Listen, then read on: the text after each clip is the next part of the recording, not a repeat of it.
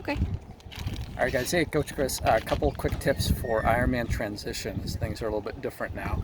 So first tip, when you're coming out of the swim, think about taking your wetsuit off right away. As soon as you have any open space, you can do that where you're not blocking anyone.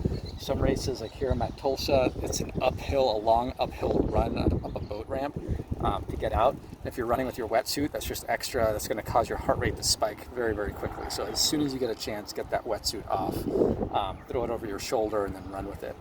Two, check for porta potties. So know exactly where the porta potties are in case you need to go to the bathroom right when you come out of the swim, which is usually what I need to do. So make sure you know the route from as soon as you come out of the swim to where the porta potties are, because there are no longer any changing tents at most of the Ironman events. So you can change in the porta potties, but if you need to go to the bathroom, you might want to go there first. Then make note, number 3, count how many racks it is and where your bike is. Make note of landmarks. Like I've got a tree here right across from my bike rack. I'm going to look for that tree, and that way I'll know from either direction, if I'm on the far end of transition or near, I know where my bike is and I can easily get to it. And then also, number 4, a big extra plastic bag if you have one, because the first thing you're going to want to do is throw your wetsuit into a plastic bag so it's out of the way and it doesn't get your other stuff wet.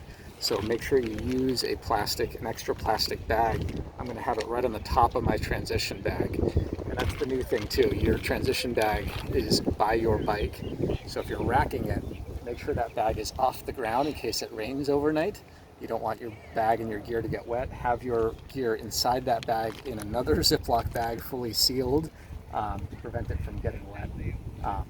And the last tip, make sure your bike is racked in the right gear. If there's a little uphill especially, small chain ring in the front, easy gear in the back, or middle of your cassette at most. And yeah, hopefully you'll be able to use that to remind yourself a couple quick things you can do to rack your bike and be ready to race.